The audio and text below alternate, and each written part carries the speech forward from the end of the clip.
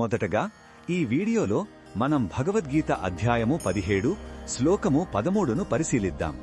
ఈ అధ్యాయంలో శ్రీకృష్ణుడు శ్రద్ధ యొక్క 3 రకాలను, అవి చేసే కర్మలను ఎలా ప్రభావితం చేస్తాయో వివరిస్తున్నాడు. ఈ శ్లోకంలో తామసగుణంతో చేసే యజ్ఞం యొక్క లక్షణాలను ఆయన స్పష్టం చేస్తున్నాడు.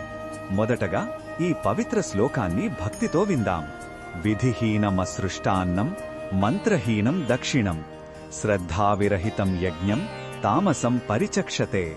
ఈ శ్లోకం అర్థమేమిటంటే, శాస్త్ర నియమాలను పాటించకుండా, అన్నదానం చేయకుండా, వేద మంత్రాలను ఉచ్చరించకుండా, పురోహితులకు దక్షిణ ఇవ్వకుండా, మరియు అన్నిటికంటే ముఖ్యంగా ఎటువంటి శ్రద్ధాభక్తులు లేకుండా చేసే యజ్ఞాన్ని తామస యజ్ఞం అని అంటారు. ఇటువంటి కర్మలు అజ్ఞానం నుండి పుడతాయి మరియు ఎటువంటి ఆధ్యాత్మిక ప్రయోజనాన్ని ఇవ్వవు. ఇది కేవలం ఒక యాంత్రికమైన చర్యగా మిగిలిపోతుంది.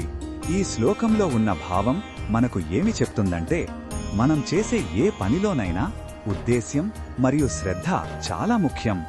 బయటకు ఎంత గొప్పగా కనిపించినా మనసులో భక్తి, విశ్వాసం లేకపోతే ఆ కర్మ నిష్ఫలమవుతుంది. భగవంతుడు మన ఆడంబరాలను చూరెడు, మన హృదయంలోని స్వచ్ఛమైన భావాన్ని మాత్రమే గమనిస్తాడు. శ్రద్ధలేని ఆచరణ మనల్ని అంధకారంలోనే ఉంచుతుంది. ఈ బోధనను మన దైనందిన జీవితంలో ఎలా ఉపయోగించుకోవచ్చంటే, మనం చేసే పూజలు, దాన ధర్మాలు లేదా ఏ సేవ అయినా మనస్ఫూర్తిగా చెయ్యాలి.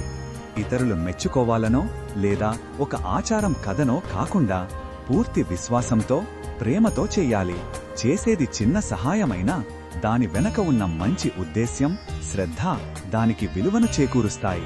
యాంత్రికంగా చేసే 100 పనుల కన్నా శ్రద్ధతో చేసే ఒక్క పని మేలైనది.